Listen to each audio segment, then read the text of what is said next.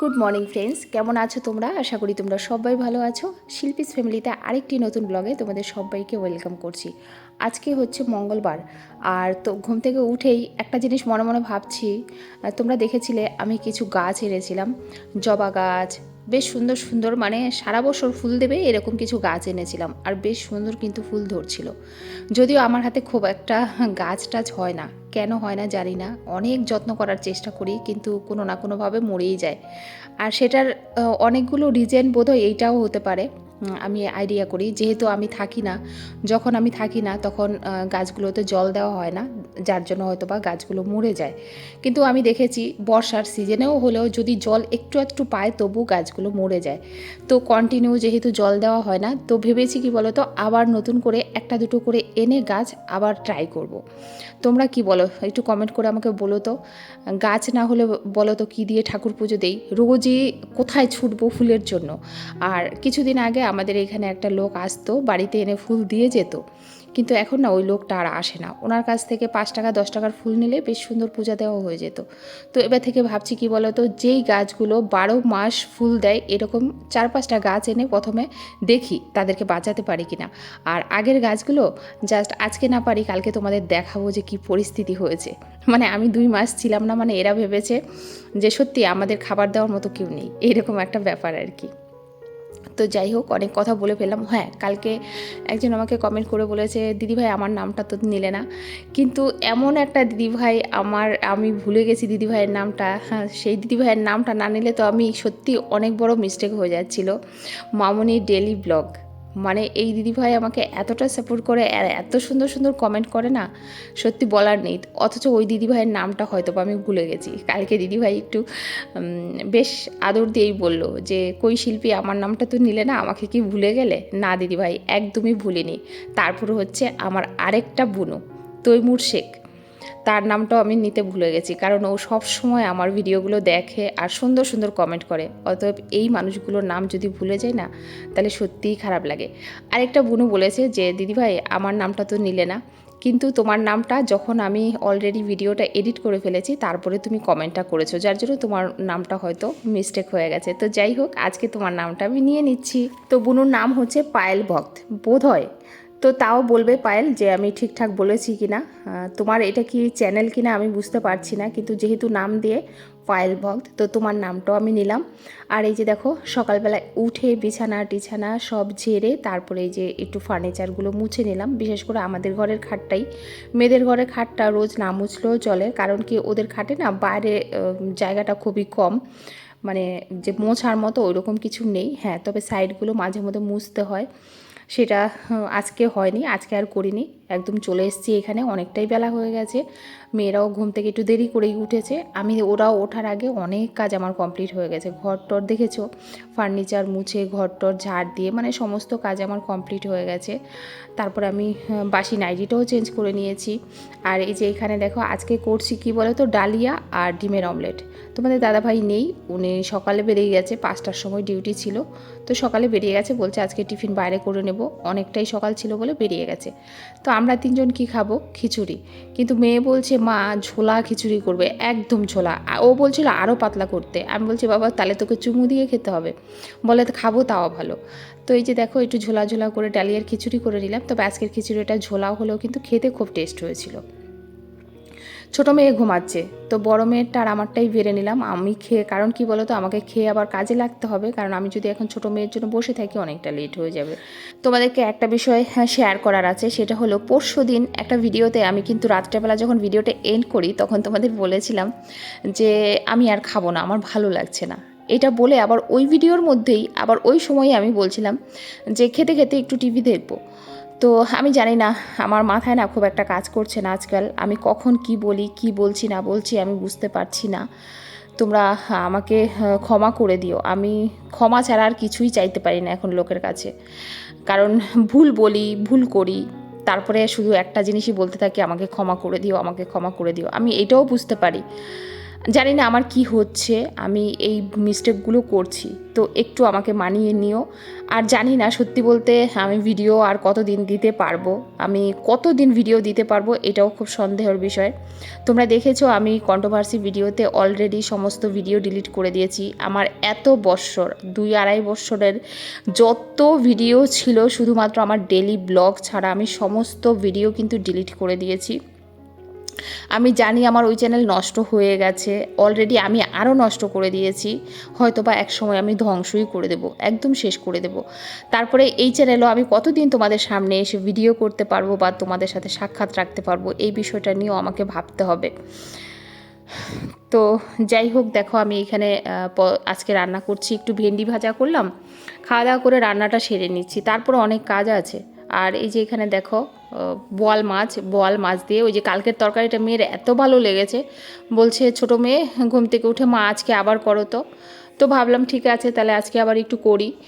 কালকে যেহেতু একদমই পরিমাণে কম হয়ে গেছিলো, একটু তরকারিতে কমও পড়েছিল, তো আজকে একটু বেশি করে করা যাক, এই জন্য আবার আজকে ওইভাবেই করলাম। কিন্তু আজকে আবার আলু অ্যাড করেছি, কালকে যেমন শুধু বেগুন দিয়ে করেছিলাম, আজকে আবার আলু অ্যাড করেছি। জানি না কেমন লাগবে খেতে, তবে বেগুন দিয়ে করেছিলাম, বেশ ভালো লেগেছিলো। আর এই বেগুনগুলো ওই যে ওই দিন দেখেছো মেয়ের স্কুলে গেছিলাম টিসি ফর্ম আনতে, সেই দিন রাস্তার থেকে নিয়ে আসছিলাম। বেগুনগুলো এত টেস্ট না, মানে কচি যেমন, তারপরে গলেও ভালো, হ্যাঁ একটা মিষ্টি মিষ্টি ভাব আছে আর কি। একটু চিনি দিয়ে ভাজলে তো কোনো কথাই নেই, খুবই ভালো লাগছে। তো দেখো এটাতে মশলাগুলো দেখলে কি কি দিলাম। তো মাছ দিয়ে একদম মাখা মাখা করেছি, হালকা একটু ঝোল ছিল, একদম হালকা, খুব বেশি না, একটু ঝোল রেখেছি। আর এই যে মুসুর ডাল আজকে জিরা ফোড়ন দিয়েই করছি, ব্যাস এই তো, কালকে টক ডাল করেছি, আজকে জিরা ফোড়ন দিয়ে। আর কিছু রান্না করব না গো, আর রান্না করার ইচ্ছেটাও আর নেই, আর মনমানসিকতাও নেই, যেইটুক করেছি এইটুক দিয়েই আজকের কাজটা চালাবো। মানুষের দেহ, মানুষের মন সব সময় একরকম থাকে না, কখনো মনে হয় না থাক আজকে যেইটুকু করেছি এইটুকুই থাক, এর থেকে বেশি আর করব না। তারপরে কি হয়েছে বলো তো, আজকাল আমার ঘরে না খাওয়া দাওয়া খুব একটা হচ্ছে না, করছি তো মানে বেশিরভাগই ফেলানো যাচ্ছে, সবাই খাচ্ছে না, গরমও পড়েছে প্রচুর, খাওয়া দাওয়া খুব একটা রুচি করে কেউই খাচ্ছে না। তুমি যেটাই রান্না করো না কেন, টক করো বা ঝাল করো, যাই করো না কেন, অত তৃপ্তি করে কেউ খেতে পারছে না। আমার বোধ হয় এই গরম ঠান্ডার জন্য, আর সবারই না একটু গরম ঠান্ডা লেগেও যাচ্ছে। আমার তো প্রচুর গরম ঠান্ডা লেগে যাচ্ছে। যেমন আমার একটা দিদিভাই বলেছে, শিল্পী তুমি রোজ মাথায় একটু একটু করে জল দেওয়া অভ্যাস করো, যেহেতু কাজ করো প্রচুর, শরীরটা ঘামে, তারপরে আবার কি বলো তো হয়তো এসিতে যাচ্ছ, যার জন্য তোমার গরম ঠান্ডা লেগে যাচ্ছে। তো দিদিভাইয়ের কথাটা দেখলাম সত্যি, একদমই সত্যি, যার জন্যই আমার এই সমস্যাগুলো হচ্ছে। তোমরা বাইরের থেকে অনেকেই আমার খেয়াল রাখছো, আমাকে অনেক কিছু সাজেস্ট করছো, বিশ্বাস করো এত ভালো লাগে না, মনের দিক থেকে এত ভালো লাগে যে না কেউ অন্তত আমার বিষয়গুলো বোঝে, হ্যাঁ আমাকে সাজেশন দেয় যে এইভাবে না এইভাবে চলো। সুকৃতা দাস, তোমরা এই বুনুটাকে চেনো কিনা জানি না, দেখবে সবসময় মাঝে মধ্যেই আসে আমাকে কমেন্ট করে। আমাকে কমেন্ট করে ওই দিন বললো কি, যেদিন আমি ওই যে তোমরা দেখেছো না যে আমি একটু সেজে গুজে ভিডিওটা করেছিলাম, বলল শিল্পী জানো আমি এমএস ফ্যামিলি দেখি, প্রিয়াকে দেখি, মৌকে দেখি, সবাইকে দেখি, ওরাও ভিডিও করে, কিন্তু বিশ্বাস করো তোমার ভিডিও তাদের থেকে অনেক বেটার হয়। তো এই যে একটা কমেন্ট না, এটা কিন্তু আমার কাছে আমি জানি না কতটা ভালো করি বা ওদের থেকে ভালো করি কিনা, যে এই যে কমেন্টটা না আমার কেন ভালো লেগেছে জানো তো, কারণ তারা অনেক বড় ব্লগার, তারা সত্যি তাদের ভিডিওতে অনেক কিছু দেখায়, তারা তাদের ক্রিয়েটিভিটি দেখিয়ে হয়তো বা এই জায়গায় এসছে। আমি একটা ক্ষুদ্র মানে ব্লগার, যেখানে কিনা আমার 1000 ভিউজ দিনে আসে, তবু তাদের থেকেও নাকি সুন্দর ব্লগিং আমি করি, এই যে একটা কথা বলেছে, এটা আমার কাছে সত্যি অনেক বড় পাওনা। কারণ এত প্রশংসা না মানে আমার ভাগ্যে আছে, সেটা আমি ভাবতে গেলেও আমার একটু অবাক লাগে। তো ওই দিদিভাইকে একটাই কথা বলবো যে দিদিভাই তুমি আমাকে এতটা সম্মান দিয়েছো, আর আমার ব্লগ তোমার এতটা ভালো লাগে, আমি জানি না কতটা কি ভালো করি, কিন্তু ভালো করি তার কোনো প্রমাণ পাচ্ছি না। কিন্তু আমি যে ভিডিও ভালো করি বা ভালো হয়, তোমাদের ভালো লাগে, তোমরা সুন্দর সুন্দর কমেন্ট করছো, কিন্তু আমি জানি না ব্লগিংয়ে আমি কোনো দিন সাকসেস পাবো কি না। আমি দিন দিন না, বিশ্বাস করো একটা সময় সবাইকে ইন্সপায়ার করতাম, এখন আর পারছি না। এখন মনে হচ্ছে না আমি বোধহয় আমার দ্বারা সত্যি আমার দ্বারা কোনো কিছু করা সম্ভব নয়। শুধু ব্লগিং নয়, আমি এমনই একটা মানুষ, আমার দ্বারা কিছুই সম্ভব নয়, কিছুই সম্ভব নয়। জাস্ট এটাই বলবো যে আমার দ্বারা সত্যিই কিছু সম্ভব নয়। এক কথায় বলা হয় না কিছু মানুষকে লোজার, আমি বোধহয় ওই রকমই কিছু একটা। তো যাই হোক, দিদিভাইকে অনেক অনেক ধন্যবাদ এত সুন্দর একটা কমেন্ট করার জন্য। আমি জানি না আমি কি, কিন্তু তোমার কমেন্টটা আমার ভালো লেগেছে। তো এই যে দেখো, একটু আম মাখিয়েছিলাম দুপুরবেলা। আজকে কেন হঠাৎ করে ঠান্ডা লেগেছে তো মনে হলো একটু আম খাই। তো আমটা মাখিয়েছি, আবার এটা সেরেছিও ওই রান্নার চ্যানেলে। দেখো সব আমার ঘর মানে মোটামুটি গ্যাস ট্যাস মোছা সমস্ত কিছু কমপ্লিট হয়ে গেছে। আর এখানে আমি তাড়াতাড়ি করে বেসিন টেসিনগুলো পরিষ্কার করে দিচ্ছি, সব মোছামাছিগুলো কমপ্লিট করব। কেন বলো তো? কারণ ওই কাজের বউটা আসবে এখন ঘর মুছতে, আর ও এখন ঘরটা ঝাড় দিতে বললাম যে তুমি ঘরটা ঝাড় দিয়ে নাও, আমি ততক্ষণে বেসিন টেসিনগুলো পরিষ্কার করি। এবার কি বলো তো, এইগুলো পরিষ্কার করে দিলে তারপরে ঘরটা মুছে দিয়ে গেলে কিন্তু দেখবে শরীরটাই ফ্রেশ লাগে। কিন্তু তুমি দেখবে ঘর মোছা হয়ে যাক, কিন্তু তোমার অন্য কিছু নোংরা রয়েছে সব কিছু, তখন কিন্তু ঘরটা না পরিষ্কার লাগে না। যেদিকেই তুমি তাকাবা যেন একটু একটু ধুলা দেখা যায়। একটা দিন যদি তুমি ড্রেসিং টেবিল না মোছো, একটা দিন খাট না মোছো, একটা দিন যদি এই ওয়ার্ড্রপগুলো না মোছো, তাহলে মনে হবে কি ধুলা পড়ে গেছে। তুমি হাত দেবে তো এরকম, হাত দিয়ে যখন আনবে দেখবে হাতের মধ্যে লেগে আছে ধুলাগুলো, এরকম আর কি। তো আমি তাড়াতাড়ি করে এগুলো মুছে দিচ্ছিলাম। এমনি মোটামুটি রান্নার দিকটা তো কমপ্লিট হয়ে গেছে, এবার শুধু স্নান টান করে ঠাকুর পুজো দিয়ে খেতে পারলেই ব্যাস আজকের মতো, অন্তত এখনকার মতো কাজ কমপ্লিট হয়। তারপরে ইচ্ছা ছিল আজকে যে আবার ছাদটা একটু ঝাড় দেবো, যেহেতু বৃষ্টি হয়েছে, ছাদের যে কালো কালো নোংরাগুলো উঠেছে সেগুলো ভাবছিলাম ঝাড় দিয়ে ফেলবো। তো দেখলাম না, আজকে স্নান করে তাড়াতাড়ি করে খাওয়া দাওয়া করে ফেলি, ওই জন্য আর করলাম না। এই কাজগুলো সেরে তারপরে স্নান করে নিয়েছি। অম্বরেশ মল্লিক, দাদা ভাই হবে না দিদি ভাই হবে জানি না, তুমি বলেছো যে হে শিল্পী তোমার ভিডিও তো ভালো লাগে, তোমার থেকে বেশি ভালো লাগে তোমার মায়ের ভিডিও। তো থ্যাংক ইউ দাদা ভাই মাকে সাপোর্ট করার জন্য। আর তুমি বলেছো যে মায়ের কথাগুলো একটু কম শোনা যায়।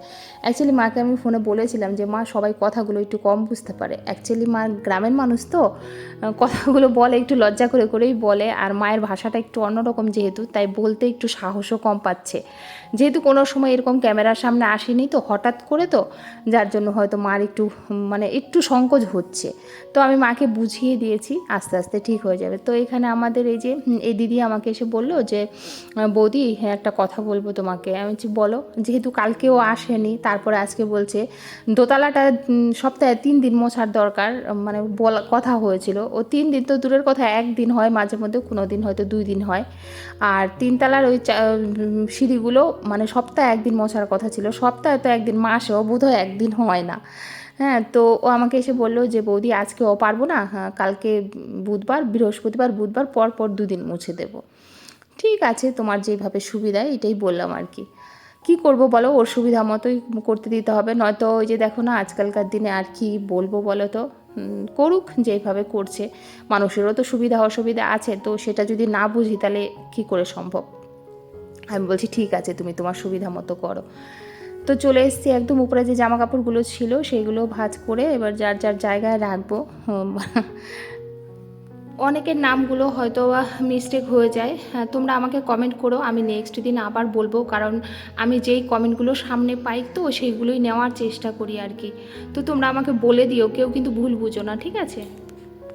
তো এই যে জামা কাপড় যেহেতু মোটামুটি গোছানো হয়ে গেছে, এবারে যাব গিয়ে ভাতটা বেড়ে দেবো। প্রথমে তোমাদের দাদা ভাইকে বেড়ে দেবো, তারপরে হচ্ছে মেয়ে, 2 মেয়ে আর আমি 3 জন একসাথে বসে যাব। তোমাদের দাদা ভাই খাবে হচ্ছে ঘরে, এসি ঘরে খাবে, আর আমরা খাবো বাইরে ডাইনিং টেবিলে। এই যে আজকে কী কী রান্না হয়েছে দেখেছো, ভেন্ডি ভাজা, ডাল আর হচ্ছে মাছের তরকারি, এই তো রান্না হয়েছে।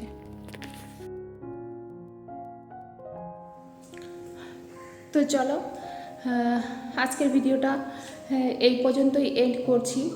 সবাই ভালো থেকো, সুস্থ থেকো। দেখা হচ্ছে আরেকটি নতুন ভিডিওর সাথে।